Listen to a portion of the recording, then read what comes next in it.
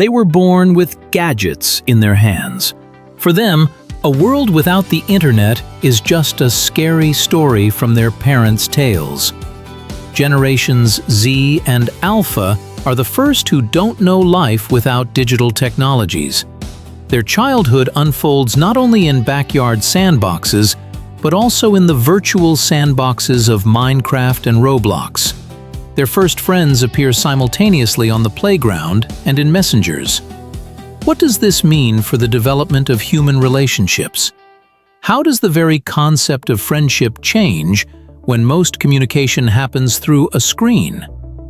Digital socialization creates a fundamentally new reality of growing up, where the boundaries between online and offline existence blur. There is a significant difference between generations Z and Alpha.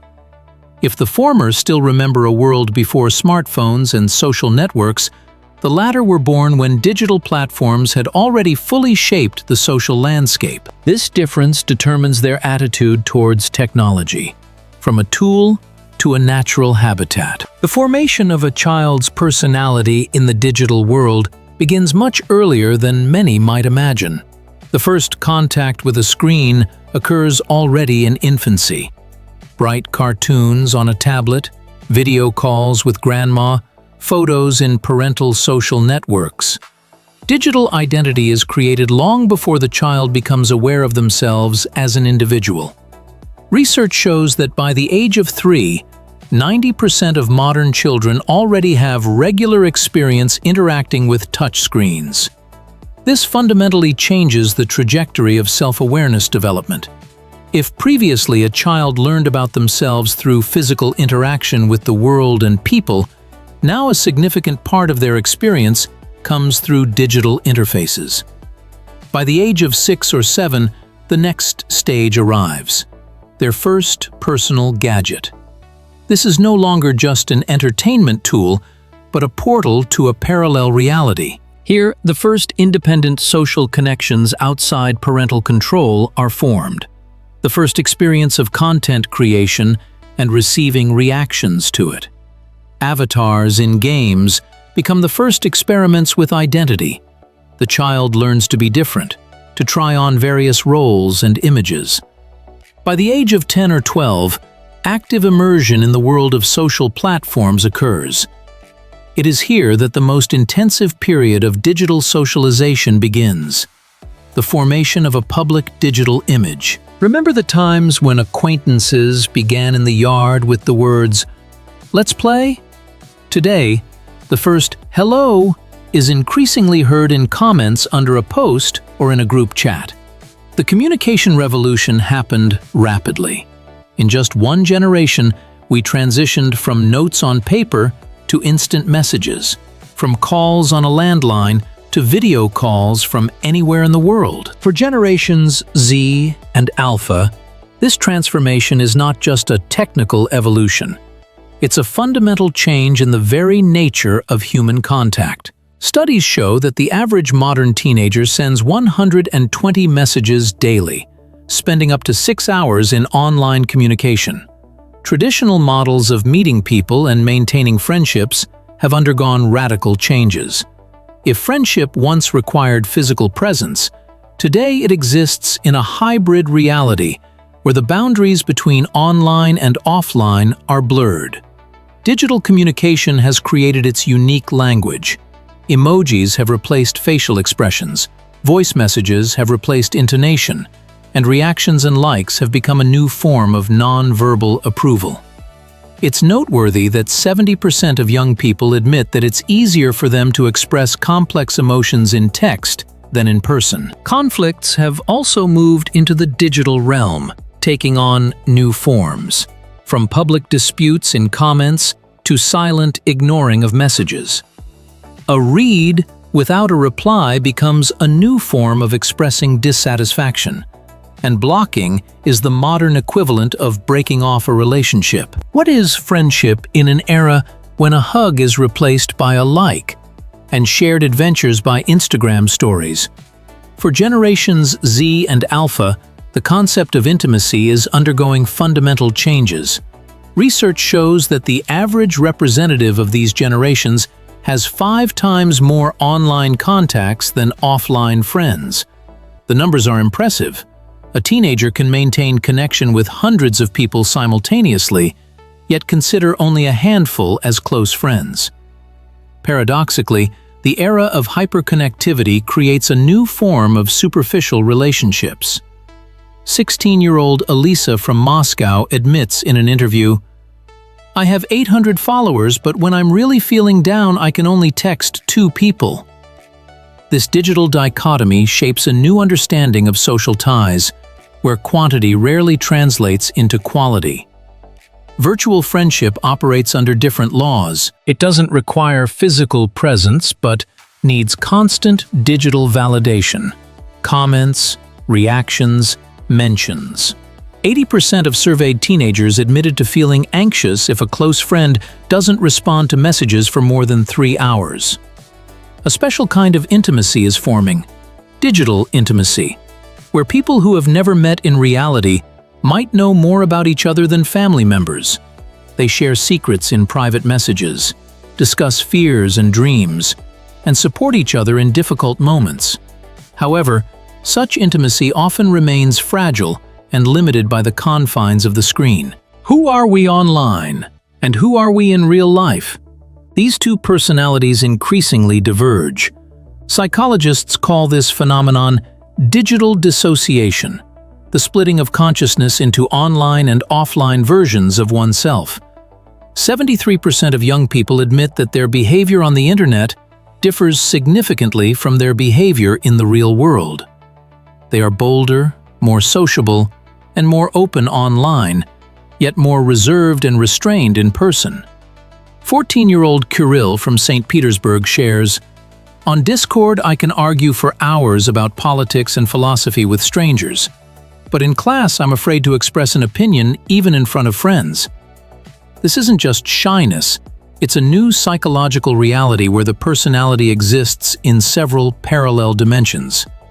A modern teenager can simultaneously lead several digital lives, being a serious intellectual on one social network, a cheerful joker on another, and a mysterious, silent observer on a third. This multiplicity of identities is not a pathology, but an adaptation to a multi-dimensional world. However, it creates serious challenges for the formation of a holistic self-perception. A particular role in this division is played by the phenomenon of digital perfectionism, the desire to create an ideal version of oneself online. 86% of young people admit that they carefully curate their digital image, deleting unsuccessful photos, editing statements, creating the appearance of a more interesting and successful life than it actually is. "I exist when I'm liked." This phrase from 15-year-old Marina from Novosibirsk became the starting point for our interviews with representatives of the digital generation. Over the past 6 months, we have spoken with hundreds of young people aged 12 to 22 to understand how they themselves perceive their digital world. Their revelations proved to be surprisingly profound and at times unsettling. 17-year-old Artem from Yekaterinburg admits, "When I post a photo and get few reactions, I feel like I become invisible. I literally physically feel myself disappearing." This phenomenon of digital validation is one of the key patterns identified during the study. For many teenagers, online reactions become the main confirmation of their own significance. 14-year-old Sonia from Krasnodar explains, "In real life, you might not receive compliments for months, but on TikTok, hundreds of people can praise you in a minute. Where would you prefer to exist?" Interestingly, despite their immersion in the digital world, young people demonstrate surprising awareness. 19-year-old Dmitry, a student from Moscow, reflects, "We are the first generation living in this experiment. We ourselves don't know how it will end, but we already understand that platforms are created not for our happiness, but for our attention." Numbers speak louder than words when it comes to digital socialization. The average Gen Z individual spends about 7 hours online daily, almost half of their waking hours. For Generation Alpha, this figure is even higher, 8.5 hours. Meanwhile, 97% of teenagers have accounts on at least 3 social networks simultaneously. The most popular platforms remain YouTube, 94%, Instagram, 86%, and TikTok, 81%. It's noteworthy that communication preferences differ significantly between age groups. While 75% of Gen Z still value periodic offline interaction, for Alpha, this figure drops to 58%. The impact of digital technologies on academic performance is ambiguous. On the one hand, 63% of teachers note a decrease in students' attention span. On the other hand, 71% of teenagers use the internet for self-education outside of the school curriculum. Comparing social activity between generations, researchers have found a disturbing trend. Participation in offline events has decreased by 34% over the past 10 years. At the same time, 86% of young people admit to experiencing discomfort during prolonged absence of smartphone access, and 72% check notifications within 5 minutes of waking up. Why do we strive to exist in the digital world? This question lies at the heart of the philosophical understanding of modern socialization. Our online presence has long ceased to be merely entertainment or a way to obtain information. It has become an existential necessity. If I'm not on the internet, I don't exist at all, admits 18-year-old Maxim from Kazan. This phrase reflects a profound transformation of the very concept of existence for digital generations. Psychologists identify 3 fundamental needs that online activity satisfies: recognition, self-expression, and belonging. In a world where physical achievements are becoming less and less noticeable, the digital space offers a democratic platform for obtaining social validation. Likes, comments, and reposts become the currency of recognition, more accessible and measurable than traditional forms of social approval. The phenomenon of digital validation has a direct neurobiological basis. Each notification triggers a dopamine release, forming a stable addiction to external confirmation of value.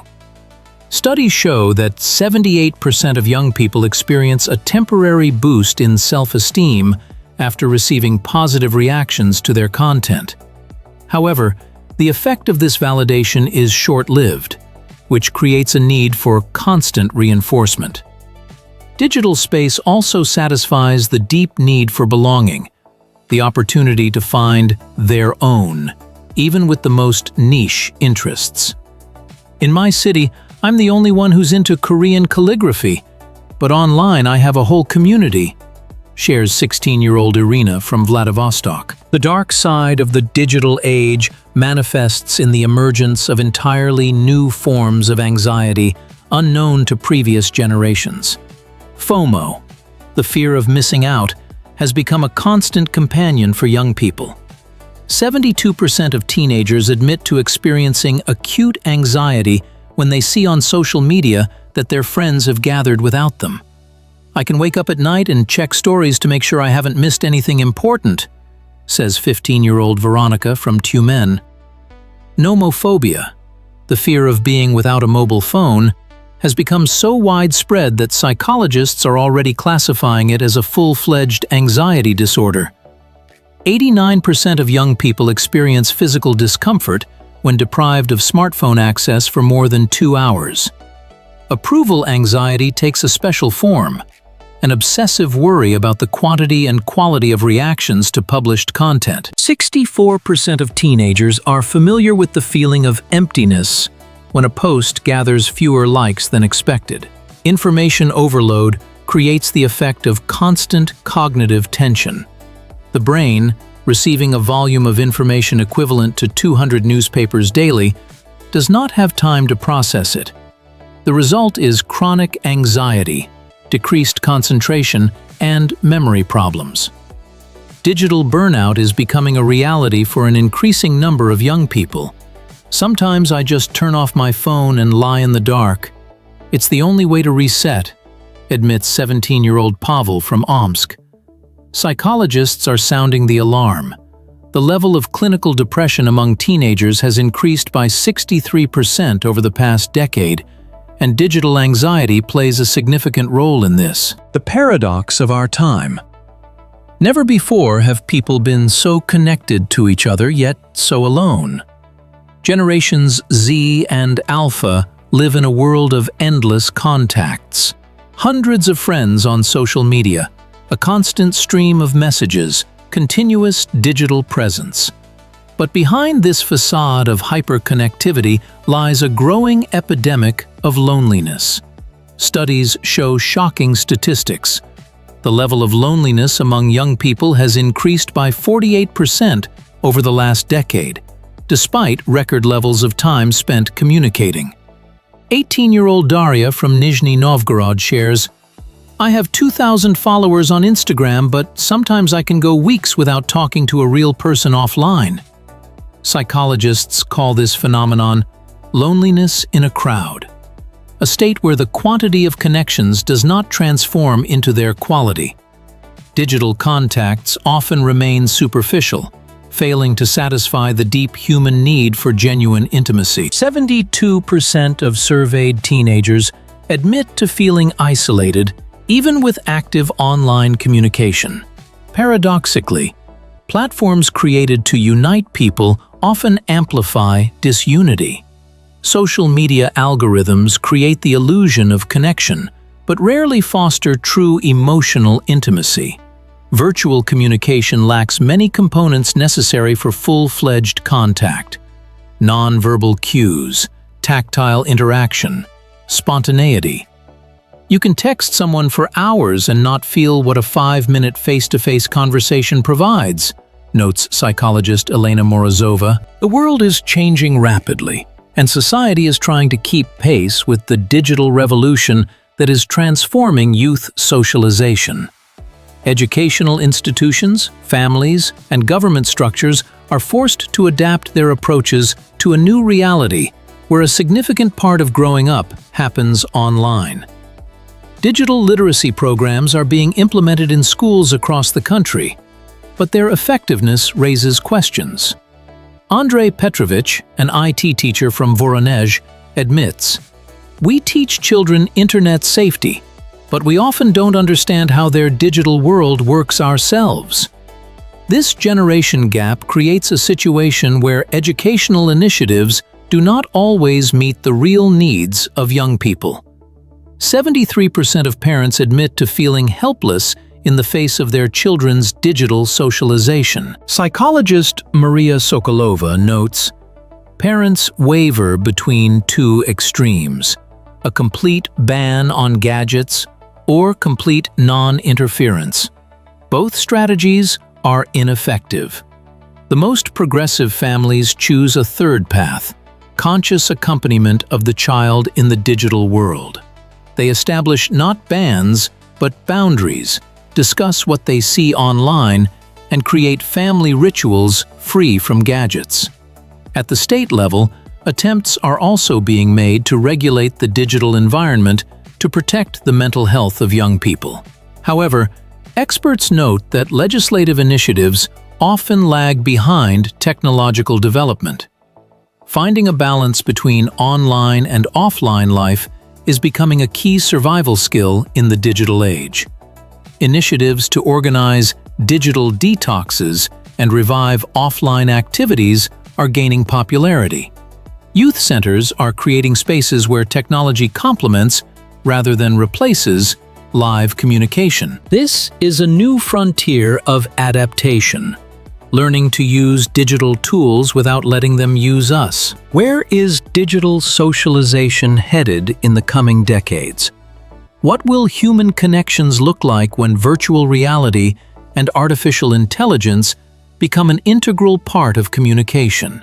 The evolution of our relationships is accelerating, and we stand on the threshold of a new era of sociality. Metaverse technologies promise to erase the last boundaries between physical and virtual presence. Representatives of Generation Alpha will likely be the first for whom the division into online and offline loses its meaning. They will exist in a mixed reality where digital avatars complement physical presence. Experts predict the emergence of new forms of intimacy. Neurointerfaces that read emotions could create an unprecedented level of empathy between people, allowing them to literally feel each other's experiences. Technologies can both divide and bring us closer on a completely new level, notes futurist Dmitry Kovalev. At the same time, fundamental questions arise about the nature of authenticity. If artificial intelligence learns to imitate human communication to the point of indistinguishability from the real thing, will the value of human contact change? Sociologists warn of a possible stratification of society into those who prefer traditional communication and those who are fully immersed in digital sociality. It is important to realize that technology is merely a tool, and its impact depends on our conscious choice. The future of human connections is not technologically predetermined. It is shaped by our values and priorities. Perhaps the main challenge of the coming decades is to learn how to use digital opportunities to enrich, rather than replace, genuine human intimacy.